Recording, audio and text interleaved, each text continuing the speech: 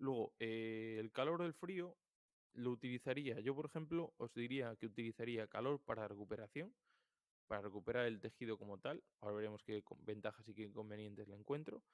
Y luego utilizaría, en muchas ocasiones me gusta bastante utilizar contrastes, trabajo de contrastes de frío-calor, depende el modo de aplicación que quieras utilizar. Y luego utilizaría el frío para procesos agudos o traumáticos, en este caso, ¿no?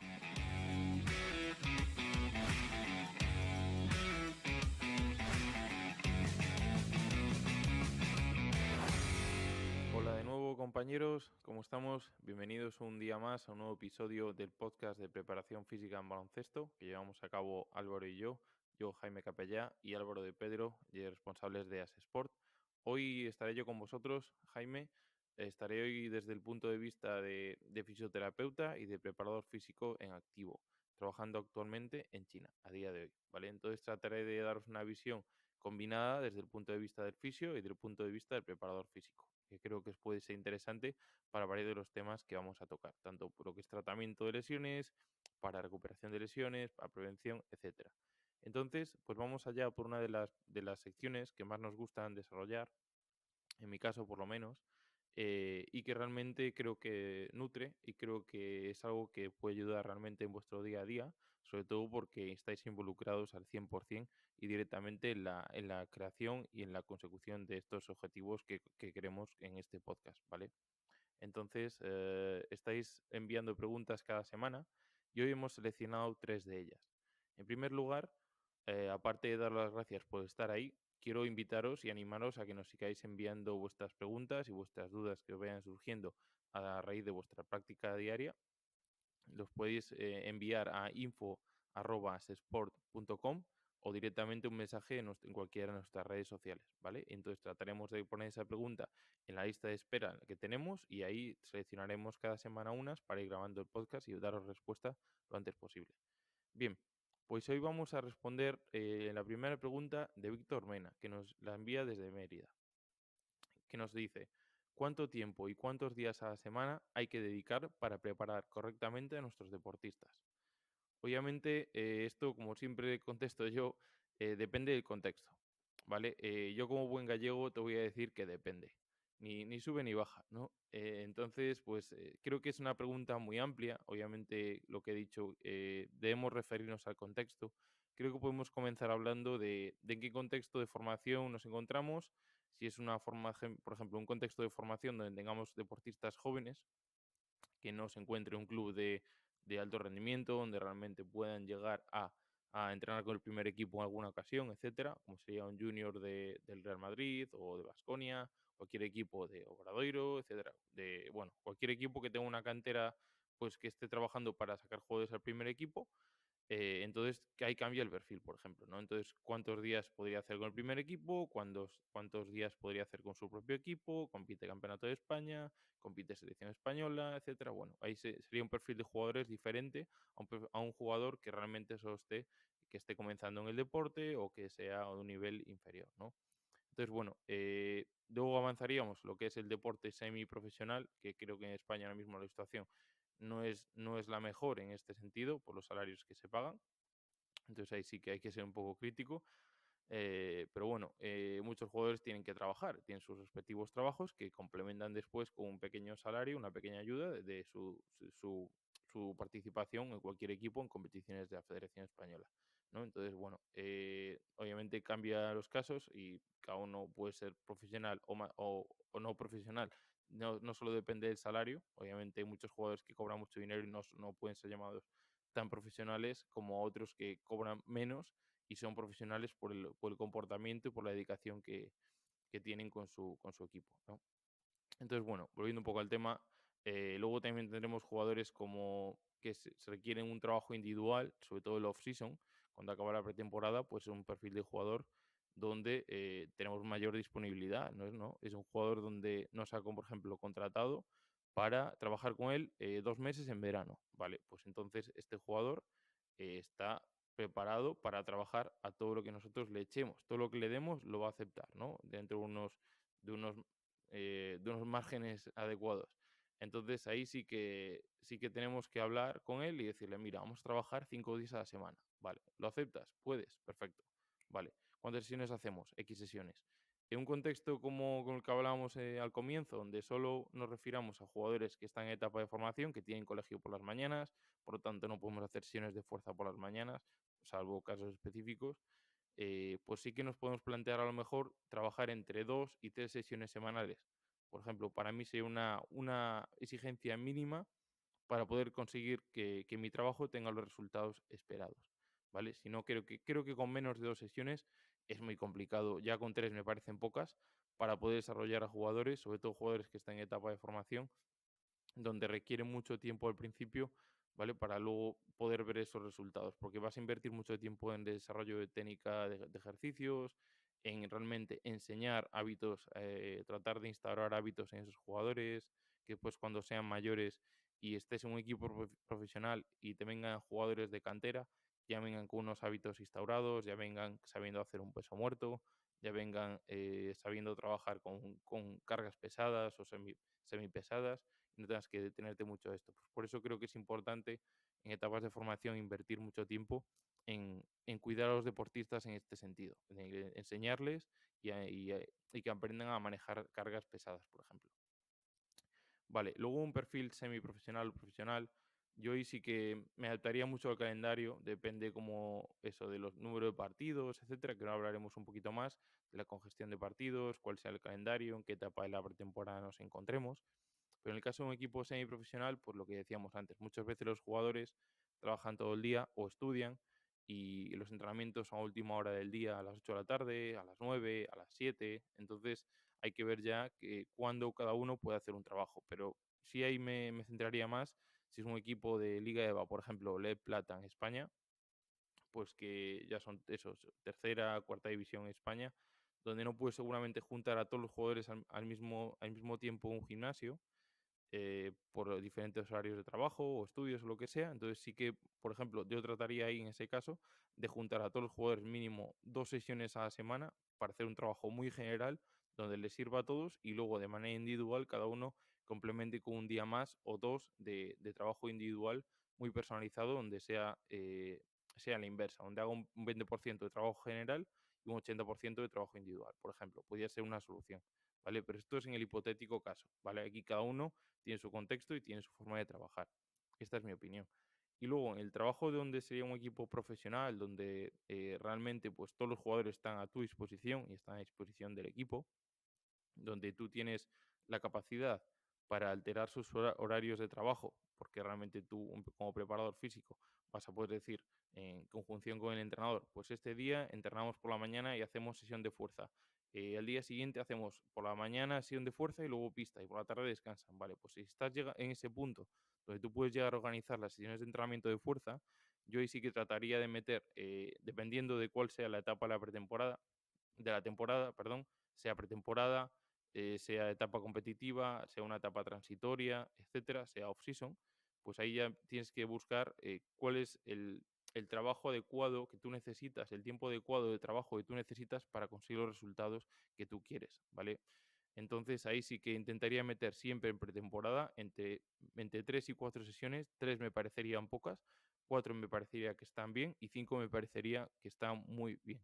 Y de esas 5 sesiones, por ejemplo, ideales para mí, en un trabajo de pretemporada, por ejemplo, yo ahí metería tres sesiones que sean un 80% general, un 20% específico, y complementaría con 2 sesiones más donde se fuera, por ejemplo, a la inversa, como he dicho antes, un 20% general y un 80% específico centrado en el jugador.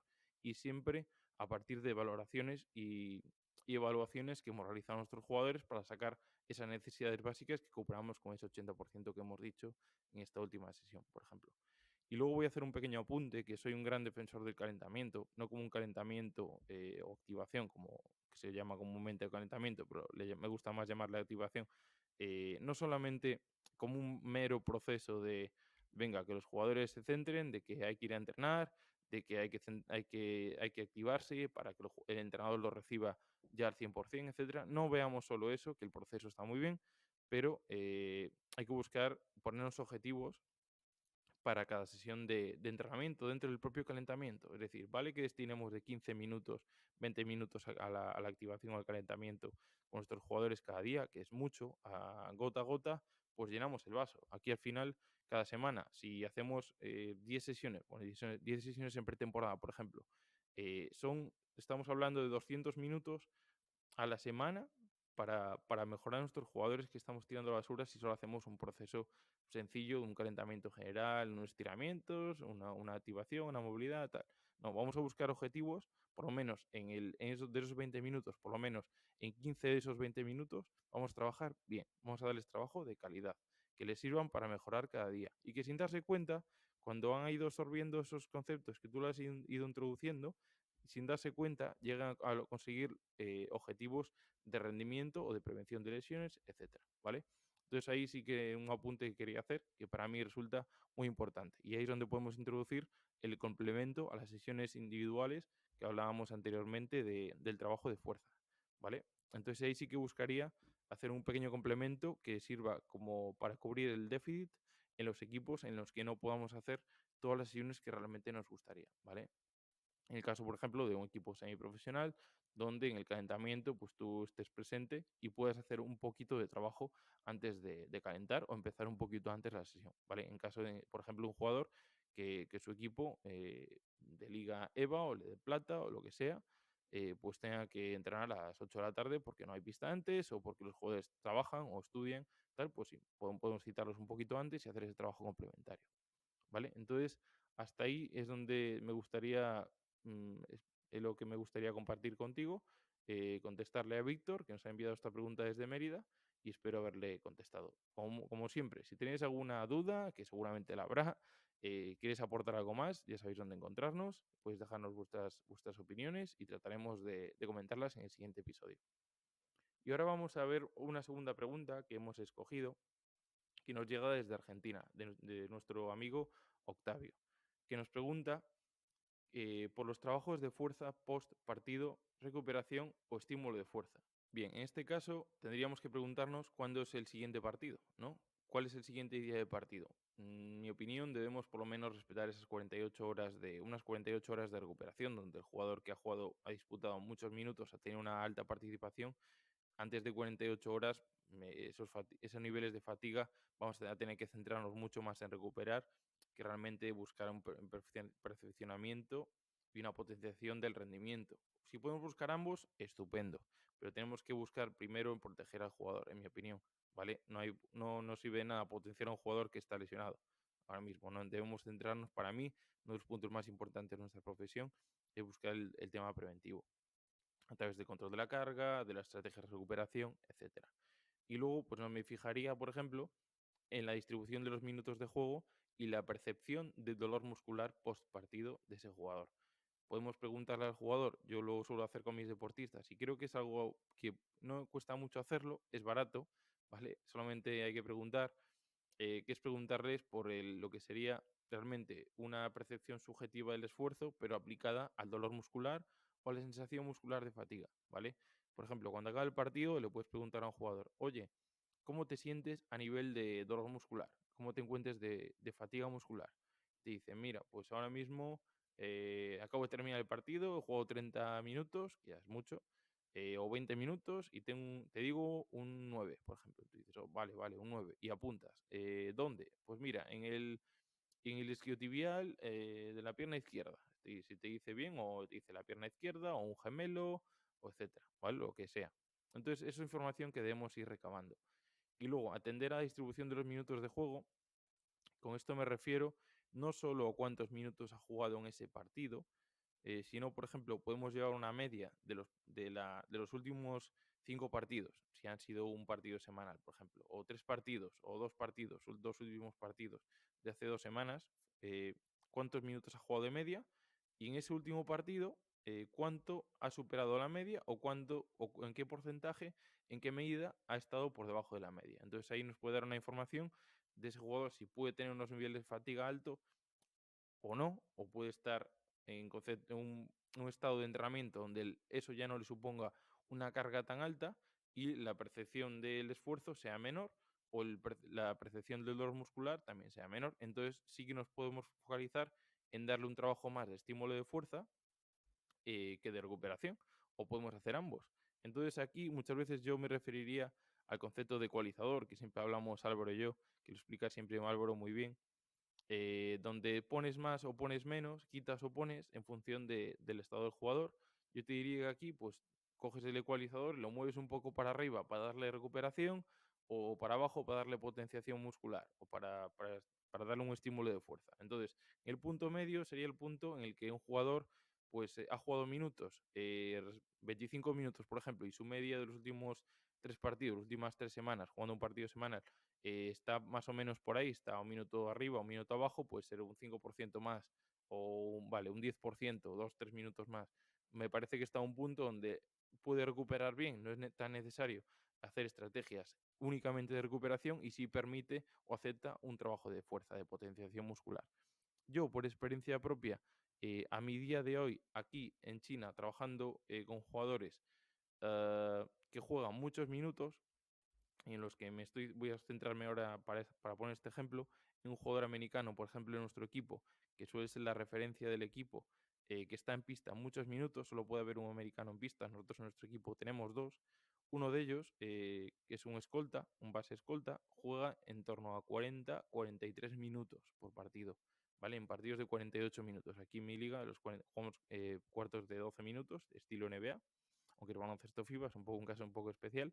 Entonces, este jugador que ha jugado 43 minutos y su media arrastrada de las últimas 3 semanas, donde hemos jugado un partido cada 2 días, y está jugando 35, 40 minutos, yo tengo que centrarme en, vamos a ver, ¿cómo te encuentras? Lo primero, hablar con el deportista. ¿Cómo te sientes? ¿Cuál ha sido el esfuerzo? No, me siento bien, no me siento muy cansado. Vale, a lo mejor ese jugador ya ha llegado a un punto de entrenamiento donde él no siente tanto la fatiga o el cansancio como para que no le permita no desarrollar una sesión de pesas, de fuerza, un estímulo de fuerza, justo después de terminar el partido, ¿vale? Que es donde nos gusta trabajar.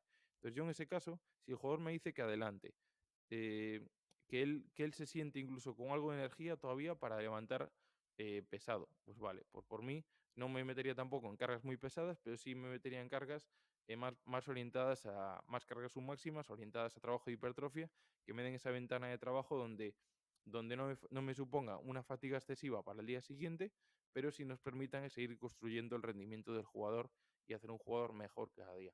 ¿Vale? Entonces, sí me centraría en darles estímulo de fuerza. Si el jugador me dice que los parámetros que hemos comentado, tanto de dolor post ejercicio, dolor post partido, dolor muscular, son bajos, la fatiga no es muy alta y su percepción es buena y quiere trabajar, pues genial.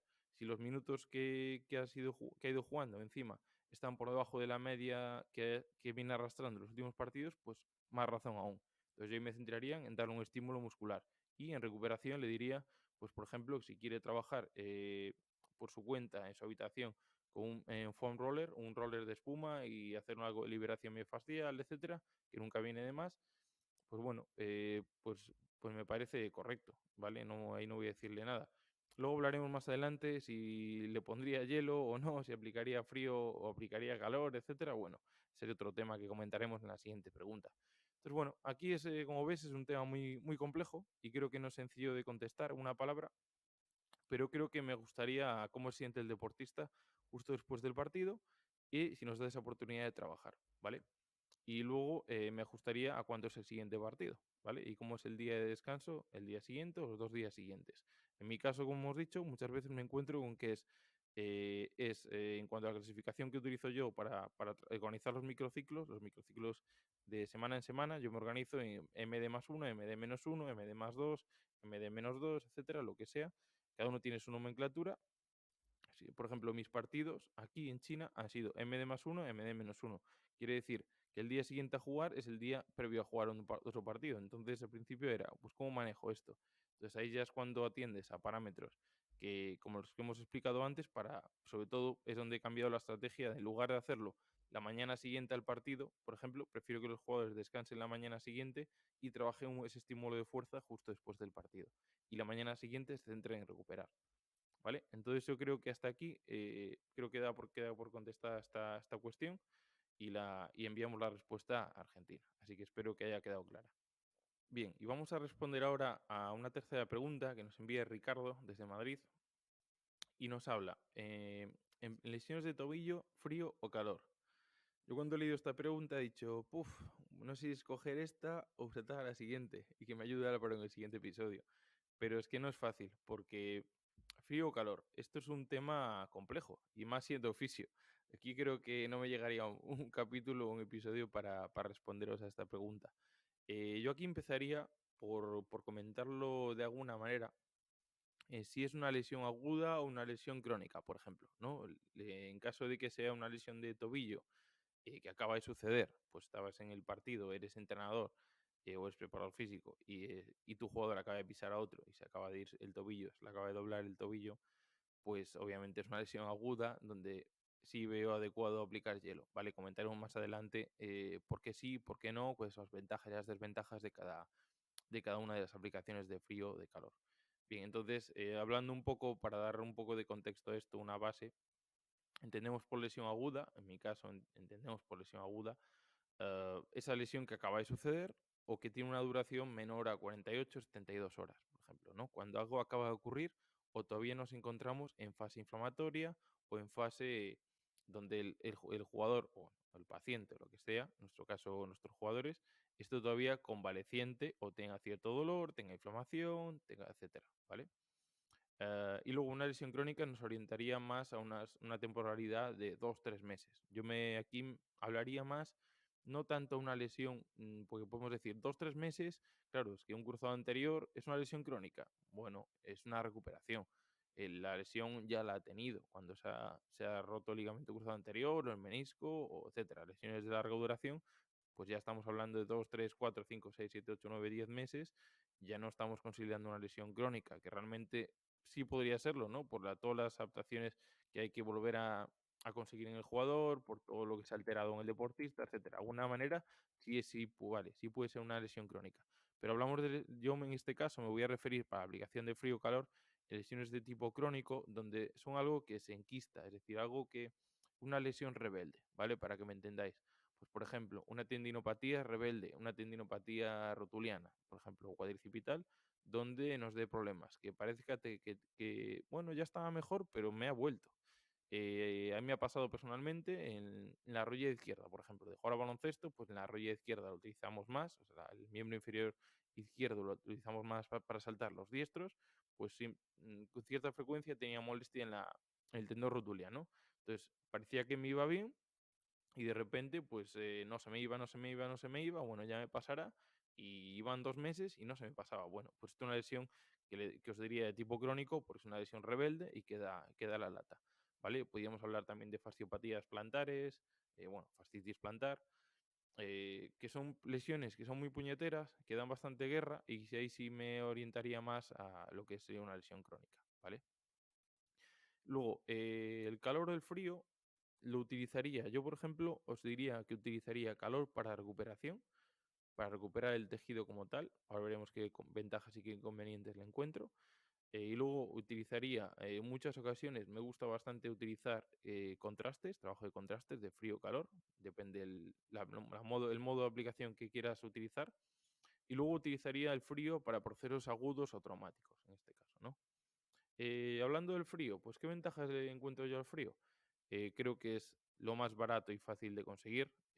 Un pabellón que te pueda ocurrir, un polideportivo que te pueda ocurrir cualquier tipo de lesión, es raro no encontrar una bolsa de hielo, aunque sea en el bar, ¿vale? Entonces ahí es digamos, el recurso más fácil y más barato que puedes conseguir en el momento. Y que da, por supuesto, un resultado inmediato o casi inmediato. Y el calor, pues normalmente el calor, pues el que aplicamos y conseguimos de manera rápida y barata y consigue un alivio rápido, es un calor de tipo superficial, que pues os diría que seguramente vuestras madres o vosotros mismos cuando estéis en casa y os duele la espalda lumbar o las cervicales, pues ponéis una bolsita de agua caliente, una manta de calor, etcétera. Bueno, una manta eléctrica de calor o una bolsita de agua caliente, pues aplican calor de tipo superficial. ¿Que produce un alivio rápido? Sí. ¿Que es barato? Sí, también, pero ¿qué beneficio nos va a dar a medio o largo plazo? Sobre todo en lesiones de tipo crónico, una lumbalgia mecánica que nos esté dando bastante guerra, pues nos puede aliviar un momento, pero ya es una lesión que no vamos a arreglar con una bolsa de agua caliente o con una manta eléctrica, ¿vale? Entonces ahí sí que veríamos en qué casos yo aplicaría calor y en qué casos aplicaría frío. Vale. ¿Y qué desventajas le encuentro al frío y qué desventajas le encuentro al calor? Al frío, por ejemplo, te diría que el frío para mí, bueno, tiende o puede ralentizar los procesos regenerativos por una disminución del flujo sanguíneo debido a una vasoconstricción. Así que, bueno, hablando un poco ya tema de tratamiento, de lo que es recuperación de lesiones, el frío ayuda mucho en ciertos procesos, sobre todo a nivel agudo, pero luego cuando hay que hacer un tipo de terapia ya más centrada en recuperar el tejido, es verdad que el frío al final ralentiza y corta de raíz, corta todo ese aporte que realmente nosotros queremos conseguir, porque hablando un poco es el tema de fisio, para cuando yo trato una lesión de tipo crónico, que ya está establecida y es puñetera, como hemos dicho en los ejemplos anteriores, a mí lo que me interesa, la estrategia más efectiva es reagudizarla. Una lesión crónica hay que reagudizarla para recuperarla. Es decir, me está dando problemas, no presenta inflamación, no presenta enrojecimiento, no presenta un dolor excesivo, pero es puñetera y está ahí, no se quiere ir, pues yo tengo que, como fisioterapeuta, debo reagudizarla con diferentes técnicas, diferentes terapias, y el frío realmente está en contraposición con esa intención, con esa estrategia que yo tengo. Entonces, lo que me interesa es precisamente lo contrario, reagudizarla. Y yo lo que quiero si yo produzco una irritación con mis manos o con otro tipo de instrumentos, con agujas, utilizando la punción seca, o uno el que utilice otro tipo de estrategias, o los ganchos, la fibrólisis diacutánea, etcétera, pues si tú produces una irritación para reagudizar ese tejido, esa lesión, y le ponemos frío, estamos cortando ese aporte sanguíneo que realmente es lo que nos va a hacer que se inflame ese tejido, ¿vale? Yo quiero que se inflame de manera controlada ese tejido para recuperarlo. Entonces ahí es cuando el frío, pues para mí es contraproducente en ese momento, ¿vale? Entonces, bueno, estamos reagudizando un proceso crónico de manera controlada. Entonces, para mí esa es la manera, la estrategia que yo utilizo para recuperar lesiones crónicas en mis deportistas. Entonces, bueno, esto es mi opinión personal, es mía y el momento es la única que tengo. Y bueno, creo que es fruto de mi trabajo de todos estos años. Ya son unos cuantos trabajando con deportistas, tanto de físico como preparador físico.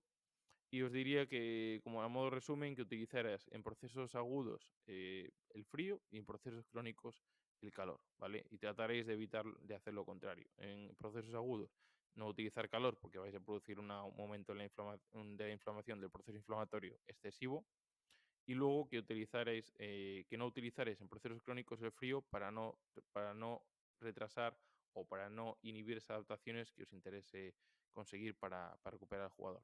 Y yo sí, como apunte, os diría que me gusta utilizar ambos en caso de que queramos hacer, por ejemplo, baños de contrastes donde tengamos una lesión de tipo agudo o queramos centrarnos en la recuperación de una zona específica donde podemos combinar ambas. Por ejemplo, podemos coger dos cubos, uno con agua con hielo, no excesivamente fría, pero sí fría, en torno a 10 o 12 grados estaría perfecto.